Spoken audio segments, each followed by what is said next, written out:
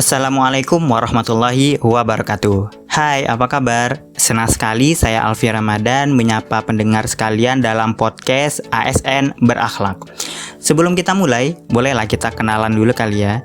Oke, nama saya Alfi Ramadan yang saat ini sedang mengikuti pelatihan dasar CPNS Badan Narkotika Nasional tahun 2022 dan tergabung dalam Angkatan 1 Kelompok 3. Bicara berakhlak, kata itu sebenarnya adalah akronim yang diresmikan oleh Presiden Joko Widodo pada tanggal 27 Juli 2021 dan selanjutnya menjadi core values ASN. Berorientasi pelayanan, akuntabel, kompeten, harmonis, loyal, adaptif, dan kolaboratif, begitulah yang disingkat berakhlak. Lalu yuk mari kita bahas satu persatu. Core values ASN yang pertama adalah berorientasi pelayanan dengan panduan perilaku seperti memahami kebutuhan masyarakat, ramah, cekatan, solutif, dan dapat diandalkan, serta melakukan perbaikan tiada henti.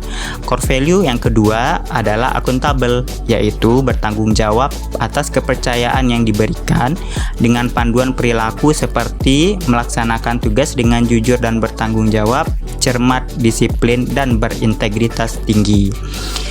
Lalu juga akuntabel dalam menggunakan kekayaan dan barang milik negara, efektif dan efisien, serta tidak menyalahgunakan kewenangan jabatan. Core value yang ketiga adalah kompeten, yaitu terus belajar dan mengembangkan kapabilitas dengan panduan perilaku seperti meningkatkan kompetensi diri untuk menjawab tantangan yang selalu berubah, membantu orang lain belajar, serta melaksanakan tugas dengan kualitas terbaik.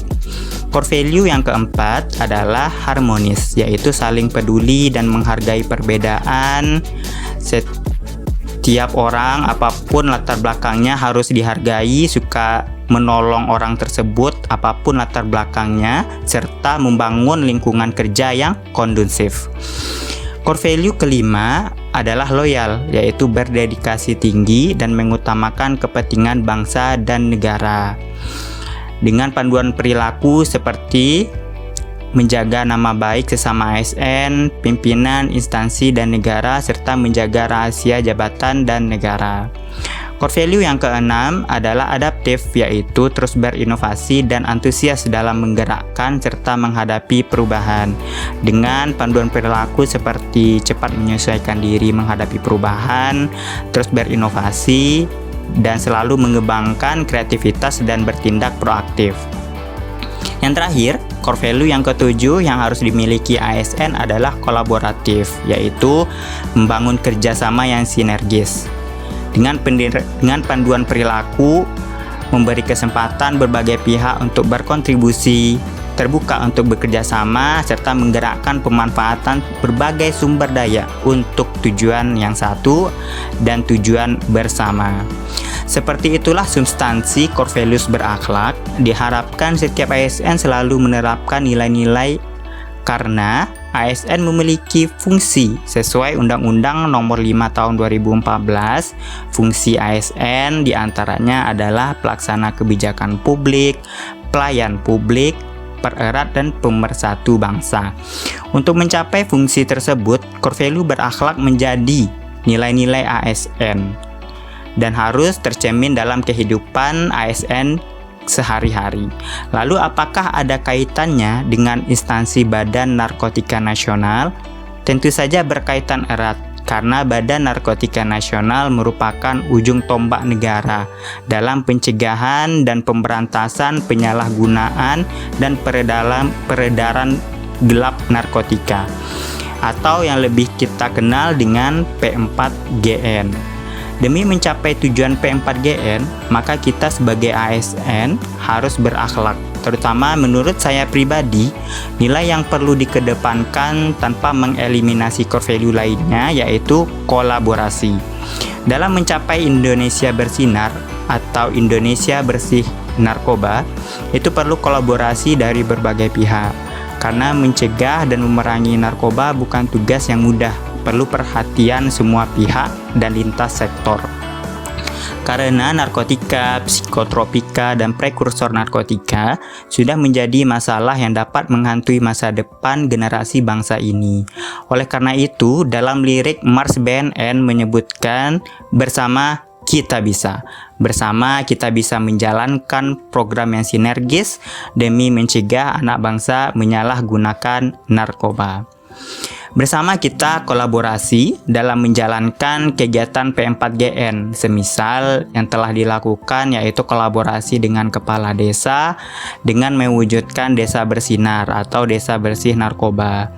Kolaborasi yang terus-menerus juga telah terjalin antara BNN dengan Kepolisian Republik Indonesia dan institusi penegakan hukum lainnya, yaitu dalam hal memberantas narkotika. Kolaborasi juga dibutuhkan dengan dinas pendidikan, misalnya melalui sekolah-sekolah untuk dipajang atau dipasang tulisan-tulisan motivasi berupa poster menjauhi narkoba dan sejenisnya. Nah, pembentukan kurikulum anti narkoba baik di jenjang sekolah ataupun perguruan tinggi juga perlu diusahakan bersama.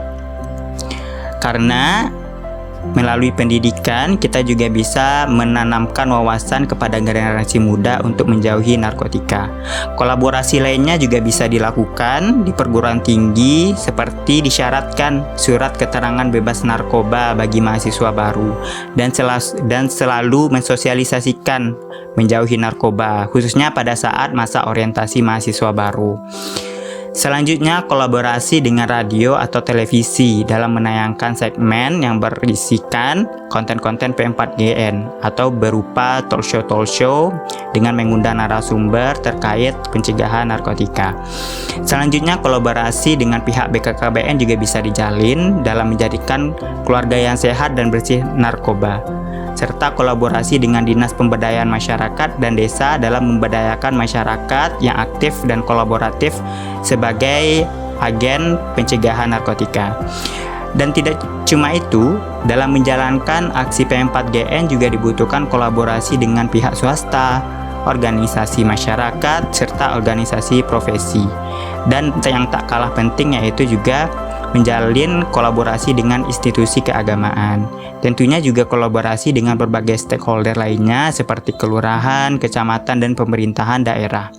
Apapun bentuk kegiatan dari masing-masing institusi sebenarnya dapat digandengkan dengan program P4GN, yaitu melalui prinsip kolaborasi.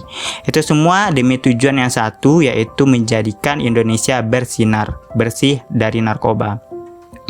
Dan yang perlu kita ingat bahwa kolaborasi tidak hanya dapat dijalankan melalui satu pihak saja, akan tetapi juga butuh antusiasme antar kedua belah pihak dan kesepakatan yang terjalin antar dua belah pihak. Oleh karena itu, mari kita sama-sama perangi narkoba, war on drugs. Demikianlah podcast saya kali ini, semoga dapat bermanfaat. Sampai jumpa di lain kesempatan. Assalamualaikum warahmatullahi wabarakatuh.